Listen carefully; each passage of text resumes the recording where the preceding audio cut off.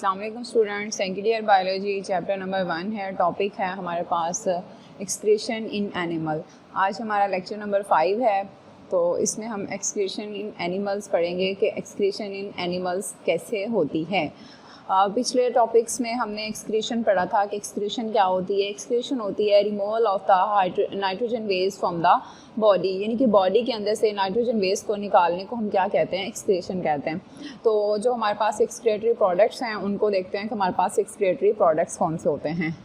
सबसे पहले वाटर होता है, सॉल्ट्स हैं, और उसके बाद क्या होते हैं, नाइट्रोजनियस वेस्ट। ठीक है, तो वाटर जो होता है, water is remove from the body. Body से कैसे निकलता है वाटर? Bye hypotonic environment. कौन से इन्वायरमेंट में? हाइपोटोनिक में। हाइपोटोनिक वो वाला इन्वायरमेंट होता है जिसके अंदर साल्ट्स की मिकदार क्या होती है, कम होती है, वाटर जो होता है ज़्यादा होता है, यानी कि हाई वाटर।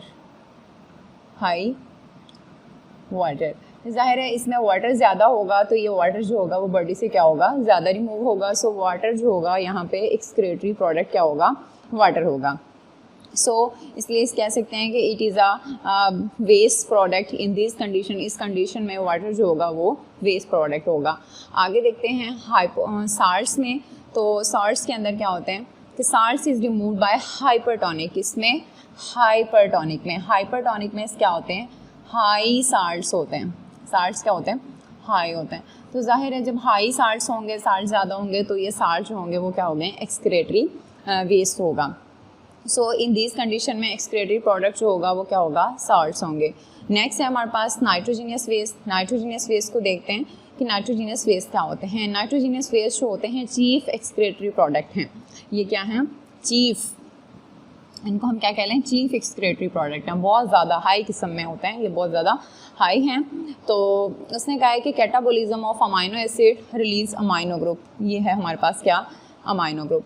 कि जब अमाइनो एसिड्स की कैटाबोलिज्म होता है तो क्या होता है कि अमाइनो ग्रुप रिलीज़ होता है, और ड्यूरिंग डीएमिनेशन होता है तोड़ना मरोड़ना, यानी इसको तोड़ते हैं किसको, अमाइनो एसिड्स को जब रिलीज़ करते हैं तो हमारे पास क्या निकलते हैं, नाइट्रोजनियस वेस्ट क्या हैं, अब आगे देखते हैं। अमोनिया ग्रुप ये देखें, जब कैटाबोलिज्म होती है ना अमाइनो एसिड्स की, तो ये हमें क्या मिलता है, अमोनिया ग्रुप मिलता है।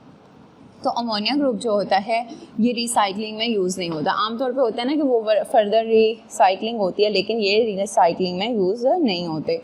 Amino group is not use for recycling, लेकिन बाज़ औक़ात ये यूज़ भी हो जाता है।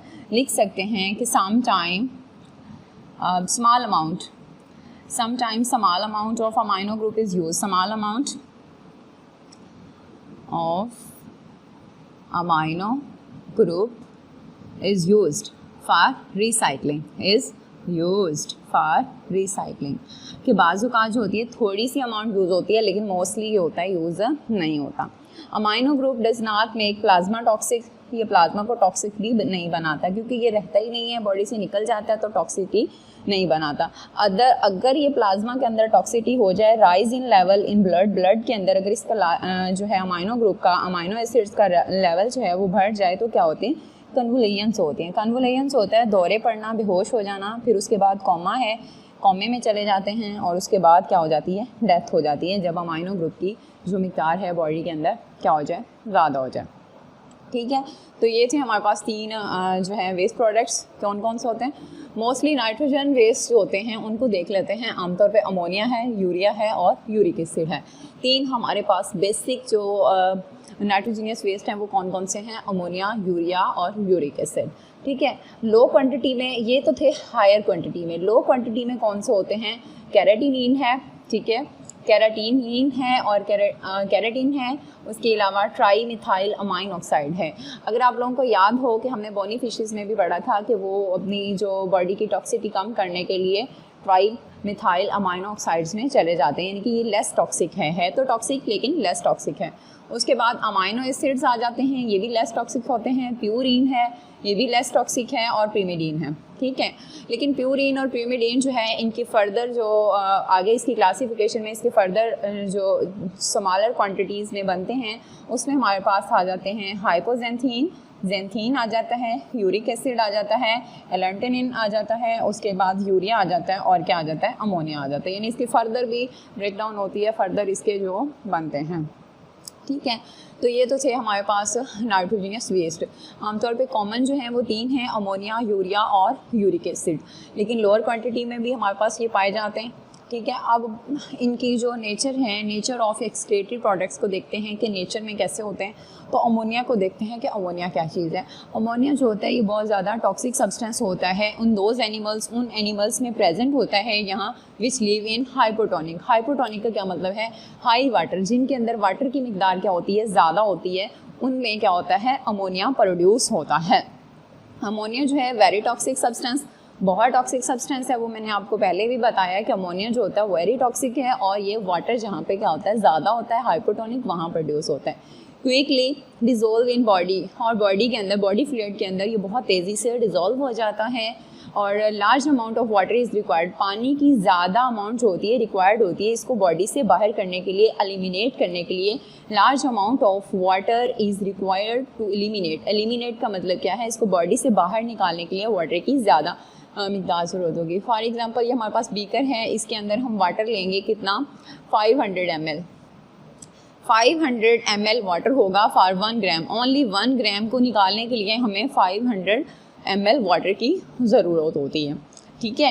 यानी कि 1 ग्राम को एलिमिनेट करना है तो उसके लिए हमें 500 मिलीलीटर वाटर जो है वो यूज़ करना पड़ेगा, पीना पड़ेगा, और उससे फिर ये रिमूव होगा। तो जो animal, the animal secreting ammonia as a excretory products, वो एनिमल जिनके अंदर अमोनिया एक्सक्रीटरी प्रोडक्ट होता है उनको क्या कहते हैं? अमोनोटैलिक कहते हैं। उनको क्या कहते हैं? अमोनोटैलिक कहा जाता है। तो यहाँ तक हमारा टॉपिक है। आगे हम देखते हैं यूरिया को, यूरिया और यूरिक एसिड को।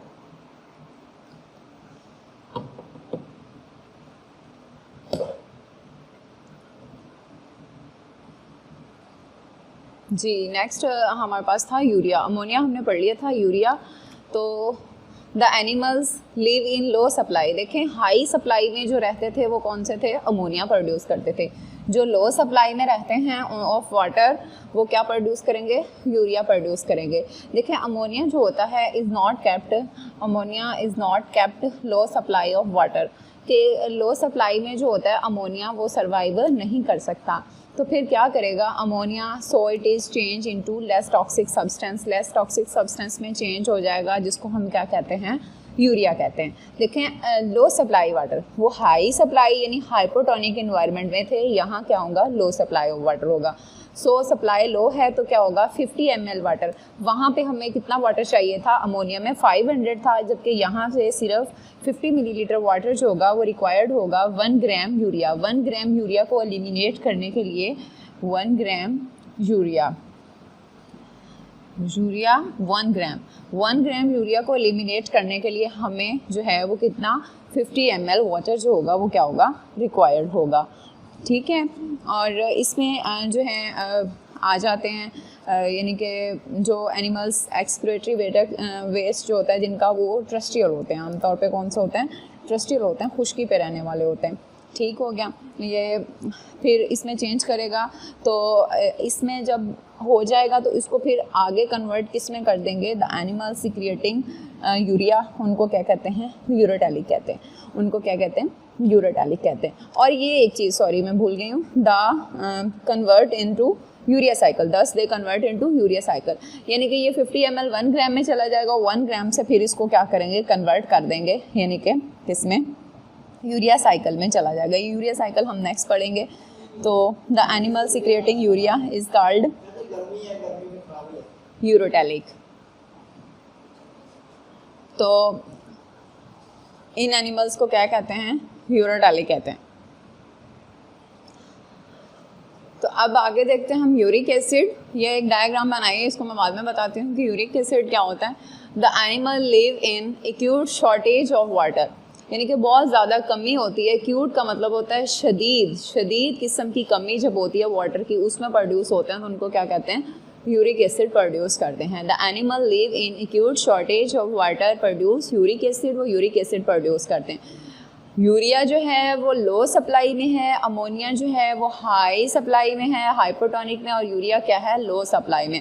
तो इसके लिए ओनली 1 ml, देखिए बहुत कम, सिर्फ 1 ml वाटर जो होगा वो रिक्वायर्ड होगा फॉर वाटर यूज होगा 1 ग्राम यूरिया। 1 ग्राम यूरिया को एलिमिनेट करने के लिए 1 ग्राम वाटर ही रिक्वायर्ड होगा। इसमें हमारे पास जो एनिमल्स होते हैं वो रिप्टाइल्स होते हैं और बर्ड्स होते हैं। रिप्टाइल और बर्ड्स होते हैं लिव इन एरिड कंडीशन, यानी कि एरिड का मतलब होता है बंजर, यहाँ पे पानी की जो होती है कमी होती है। रेप्टाइल्स में रेंगने वाले जानवर आ जाते हैं, लिजर्ड्स वगैरह।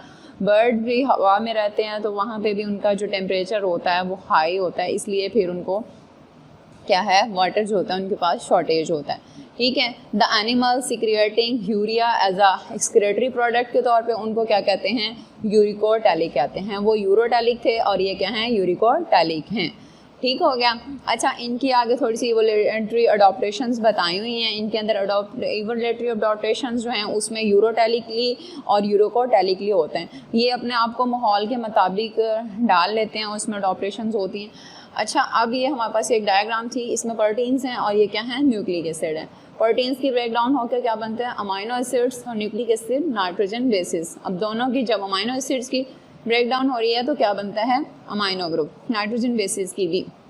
अब ये अमाइनो ग्रुप है, ये रिसाइकलिंग में यूज़ नहीं होता। पीछे हमने पढ़ा था कि मोस्टली यूज़ नहीं होता, लेकिन बाजू का यूज़ भी हो जाता है।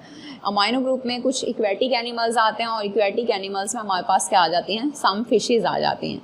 और फिशेज़ में क्या होता है, पानी, यानी कि इक्वेटिक हैं, पानी यहाँ पे क्या होगा, ज़्यादा होगा, यानी कि क्या होगी, हाई सप्लाई ऑफ वाटर होगी। तो ये किस में जाएंगे, अमोनिया में। इनका जो एक्सक्रेटरी वेस्ट क्या होगा, अमोनिया होगा, क्योंकि इनके अंदर पानी की मिकदार क्या है, ज़्यादा है।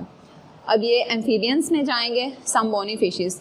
एम्फीबियंस जो होते हैं वो मेरीन होते हैं और वहाँ पे पानी तो होगा लेकिन उसके अंदर कुछ साल्ट्स भी होंगे, तो उसमें यह है कि ये कुछ खुश्की पे भी रहने वाले होंगी। तो इसमें क्या होगा, यूरिया होगा, थोड़ा लेस टॉक्सिक, यानी कि वाटर कमी हो जाएगी। और थर्ड में हमारे पास क्या हैं, बर्ड्स हैं, इंसेक्ट्स हैं, और क्या हैं, लैंड एनिमल्स आ जाएंगे। लैंड में हमारे पास स्नेल्स वगैरह आ जाते हैं, स्नेक और जो भी रेप्टाइल्स वगैरह। तो उनके अंदर हमारे पास ये क्या प्रोड्यूस करेंगे, यूरिक एसिड प्रोड्यूस करेंगे। ये फार्मूला लिखा हुआ है यूरिक एसिड का, और ये यूरिया क्या है, C double bond O double bond C NH2 और ये NH2 इधर से भी, सॉरी बस, और ये इसका यूरिक एसिड का फार्मूला लिखा हुआ है। तो ये डायग्राम जो है ये भी आपने ड्रा करनी है, इसको भी अच्छी तरह से देखना है ताकि इससे आपको फिर इजीली हो जाएगा, याद करने में आसानी रहेगी।